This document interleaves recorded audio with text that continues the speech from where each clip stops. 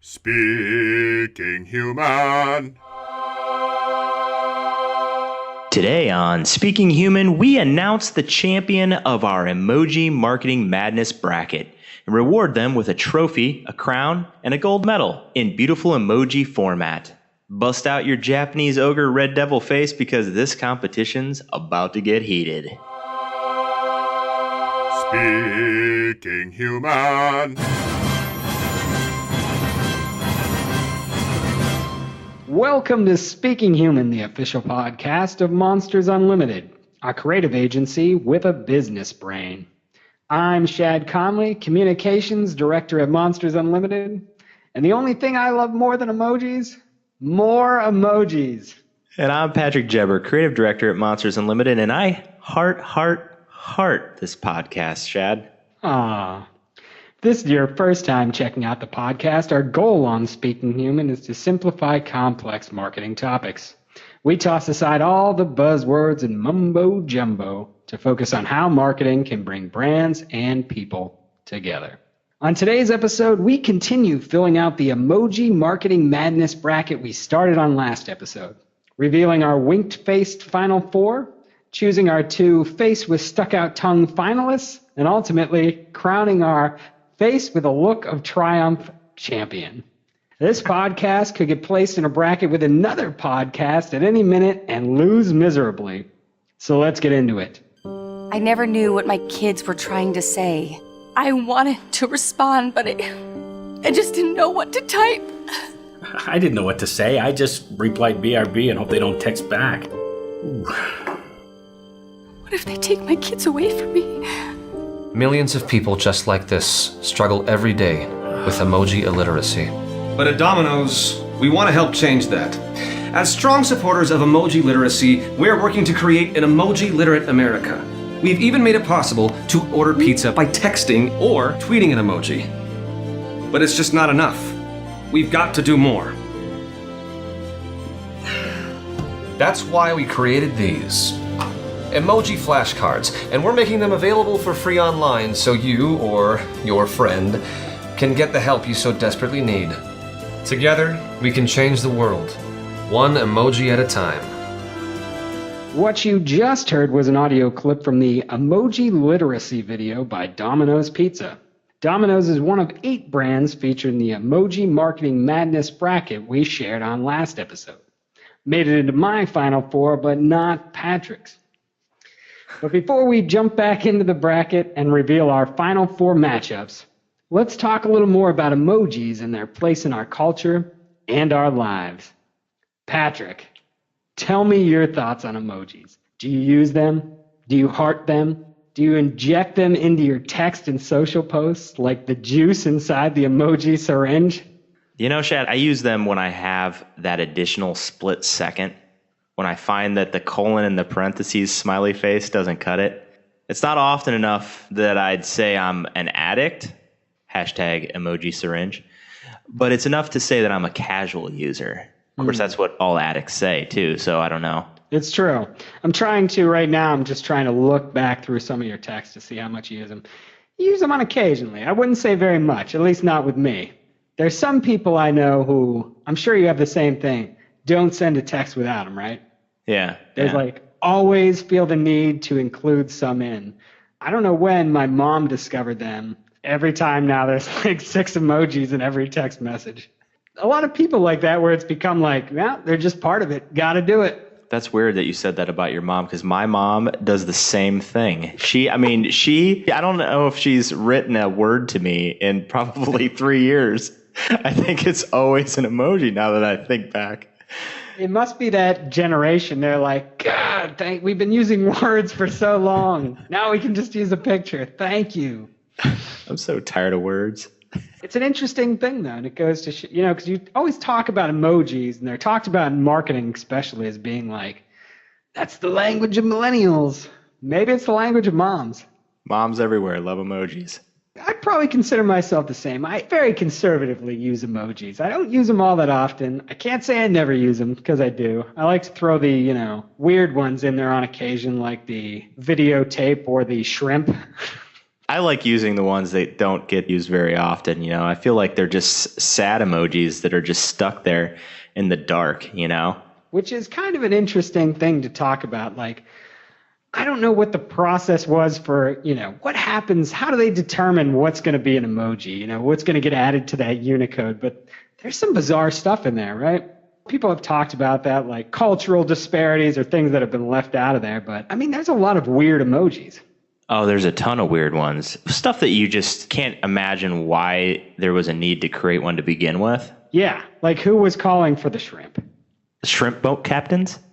Maybe Yeah, Forrest or they're Gump. like, it's funny because on your messages on, Mac, put an emoji in a message, it'll show you your frequently used ones. And my frequently used ones are pretty weird. The dancing cat ladies are in there. The dancing cat lady is? Well, it's two ladies with cat ears who are dancing. No one knows why. Real quick on the topic of odd emojis. Before we get into this bracket, and don't worry, people, we're going to get back into the bracket. Have you seen Kimojis? Yes, I have. I think Kimojis are ridiculous. I won't lie. But as a marketer, I'm sure that people who love these people might like to use their brand of emojis. So for those fans, it might be a win. I don't know. What do you think? It just shows, how far we've come with emojis, that we're customizing them left and right like that. I don't know what the financials are on that. I guarantee you they've made millions off of Kimojis, which I think are like, the package is like $2 in the App Store. Yeah. So one last thing, what do you think about how marketers are using emojis? What do you think in general about the use of emojis in marketing?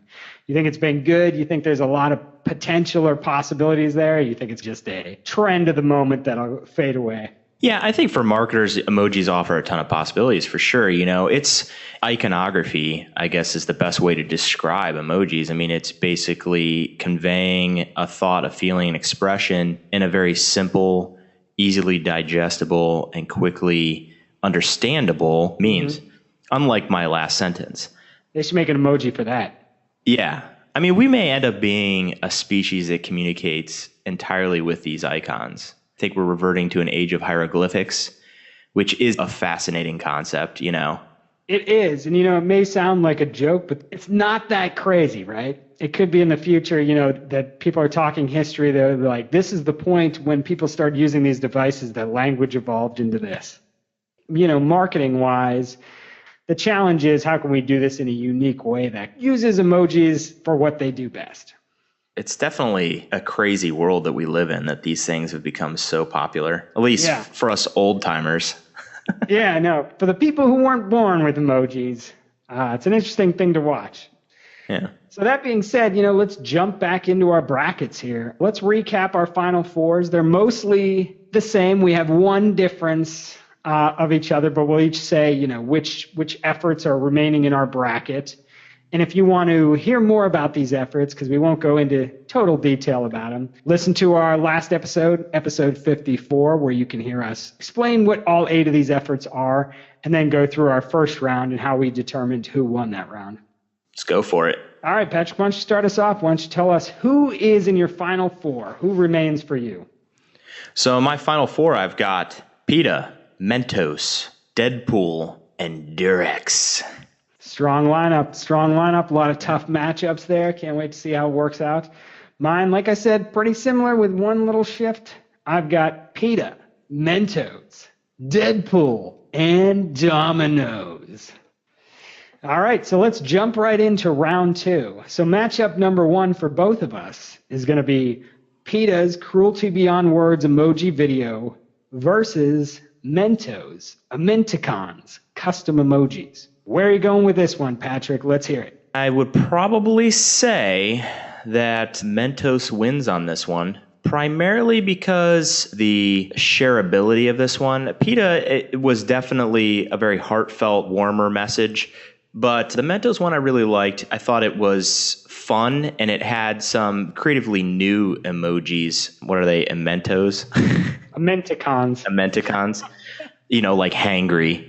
Like a boss. I think those are hilarious because you see so many people using that terminology in their everyday life, like, oh, she's hangry right now or he's hangry right now. And for those reasons, I thought it was a winner for me. Yeah, as far as custom sets of emojis go, this is a very strong one. They're just all done really well. There's creativity to it. There was thought put into what they were going to make them. based on what people actually use, like you said. And there was some depth behind how they put them together with those videos showing, hey, what does this one mean? Oh, watch this 10-second video and it'll explain it, which I thought were pretty cool and creative and went well with the Mentos brands. There's people wearing heads that kind of look like Mentos. That being said, I'm going to go with PETA on this one. I thought the PETA video was really strong, especially in just the way it uses emojis. It uses this language, these familiar emojis we all know, in a way to get this message across that's really strong. Mixed with the video, they make the video simple. They have this simple piano tone playing, and then there's a clicking as each of the emojis appear. You just see this string of emojis, and it makes instant, complete sense to you. And then it's got this end message that just lands. So I think there's a little bit, more impact visually using these emojis. That's much stronger than it would have been if you just have this narration, or you're just showing standard images and putting text on screen. So it just really lands and it really worked for me. I thought it was a very strong video. Yeah, I agree with you there. Like I said, I thought they were both very strong. And I think that's funny how we have a clear delineation between our winners now. Yeah, no, we're definitely dividing a little more as we get a little deeper into it. As we do a lot of times on these things, it points to the subjectivity for marketing and how you're coming at it, what you value most within those marketing efforts. Yeah, because I think they're all great pieces. So it's really just now a matter of, at the moment, what do you think resonates better with you? Like you said, they're all great. They wouldn't have got this far in the bracket if they weren't. So my choice in that matchup is PETA. Moving into the final round, Patrick has Mentos. Let's move on to our second matchup of the final four. For you, Patrick, that is the Deadpool emoji billboard versus the Durex emoji condom campaign. Where are you going with this one? The winner on my matchup number 2 is Deadpool. For the same reasons that you picked PETA in the last one, I'm picking Deadpool in this one. Is the simplicity of it, the very quick, easy, understandable read of the ad, as well as just the simplicity of the effort itself. It's just a billboard. It's not, an entire campaign. Yeah, and that may be even to its advantage, the fact that, you're comparing an overall campaign with one very specific piece of marketing, right? Yeah, I think so. Yeah, well, it's probably a much harder matchup for me. I have Deadpool versus the Domino's emoji text ordering. As I talked about last time, the emoji text ordering, while there's a little bit of complication to it, just the fact that you could do it is brilliant. It's an innovation no one else had really done that I know of up until this point. I don't know what you're talking about because we actually just started. You can order a website by putting in a spider emoticon and an eyeball. So just so you know, websites can be ordered that easily. See, it's highly influential too. It's already encouraged efforts like that one, spider and an eyeball. Oh, website. I get it now. Took a second, right? Took a second. Yeah, it's clever. All right, I'm in on it now. Now that I get it, I'm all in on it. We need to launch that tomorrow. Anyway, all that being said, and as great of an idea as that has just inspired, which almost influenced my choice, I still have to go with the Deadpool. Like you, it's what I referred to last time, I think, as perfect simplicity. And similar to what the PETA one does, Deadpool does on almost a smaller scale. It has 2 graphics and a letter. But that great feeling you get when you look at it and you're like, Deadpool. Oh, Deadpool. Or like I just got with your website. It's a good feeling. Like you could see when I got the website, you know what I mean? It's a good feeling and it registers, right? It makes you remember it. You feel like you've achieved something. You feel like you've gotten something out of the marketing. Does exactly what it's supposed to do. And it's one example where using emojis really makes a big difference. Yeah. So now we've got a pretty good lineup for our final matchup, right? Yeah, I think we do. So you have Mentos versus Deadpool, whereas mine is PETA versus Deadpool. Both tough choices. That being said, Patrick, what's your thought process? Who's going to take home the championship for you? This is a really hard one for me because I like them both for all the reasons that we've already stated. I'm going to make a decision and I'm going to say Mentos. Oh, I'm shocked. I thought for sure you were going Deadpool. Yeah, it actually goes against everything that I've said up until this point in terms of my criteria for simplicity. But I will say that I think that it has a lot of creativity there that sets it apart from the Deadpool one. Some of those creative ways that they thought through what would be an interesting emoticon that doesn't exist yet. So that's my winner, Mentos. Very surprising. I think it's a good choice, though. I do. I'm surprised. I thought for sure, just because of all the love that we pushed upon Deadpool, and the talk we've had about simplicity, and that obviously, as I just mentioned, exhibits ultimate simplicity and effectiveness. So for me, it came down to PETA versus Deadpool. And I think I had a similar process. The Deadpool one does what it does perfectly, absolutely perfectly. But the PETA one just does a little bit more. It's a little bit more thought through. There's a little bit more to it. It resonates a little more in the end. It makes you think a little bit more. So that, for me, ended up being the winner. So what we have here is Deadpool getting knocked out in the finals twice, a shocker. But yeah, that PETA campaign, that video, the fact that they use emoticons versus just words is a difference maker. Gives it more power, gives it more impact. So it was a sensible and strategic choice. And that, to me, is the ultimate emoji marketing champion. Pretty interesting results across the board. My champion, PETA, your champion, Mentos, Deadpool, a winner and yet a loser. Yeah, the fact that there's a lot of emoji marketing out there that we can actually choose and have good marketing to put in a matchup and then be difficult to choose which ones are the winners should say a lot. Yeah, it shows you how much this has saturated the culture and how much this is being done in marketing and how much it's being done, well in a lot of the instances we've shown. Certainly the final four, I think. So if you're looking to do some emoji marketing, these are some good efforts for you to take a look at. Which leads nicely into our wrap up here. What do you think is the key takeaway here? Beyond the whole bracket, what can companies learn from our champions and all the efforts we've gone through in the bracket about emoji marketing?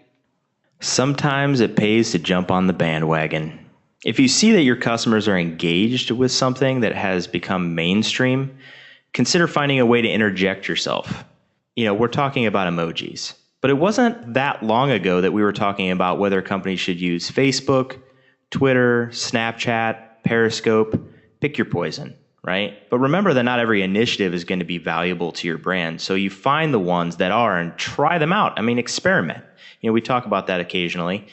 And as with all trendy things, don't build your business model on it. If you plan on being in business long term, that is, because it can change just like that. And guess what happens to your business if it does? So that's my takeaway. That's definitely a good one. I like how you put that in perspective. My takeaway is mostly what we've said over and over a little bit, what I say a lot on this show because it's a good thing for marketing in general. Be simple. There's a clever element to using emojis, so you want to be clever too, but be simple and remember the key idea behind emojis, to relay information in a quick, easy, and understandable way. So you want to make sure you're leveraging that element with your messaging and not just using them because, you think, hey, people are using emojis. So that's my key takeaway there is use it simply and use it in a way that's going to make your message more impactful. Hashtag emoji. Hashtag Emoji Marketing Bracket. We can kind of wrap up March Madness in this epic emoji conversation and bracket we've gone through. It's been a great time. A lot of smiley faces, a lot of tears of joy. Well, that's it for today's episode, Shad, and all of our listeners. You can find current and past episodes of the podcast at speakinghuman.com. You can also subscribe, rate, and review the Speaking Human podcast in none other than the iTunes Store. Email us with your thoughts on emoji marketing, our bracket picks and champions, or just send us your favorite emoji, or any questions or comments. Feedback at thinkmonsters.com. That's feedback at thinkmonsters.com. We'll be back in 2 weeks with another episode of Speaking Human. Catch you then, humans. Speaking Human.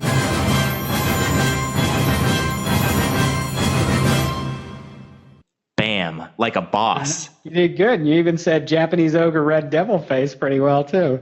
Bust out your Japanese ogre red devil face because this competition's about to get heated. That was a hard one.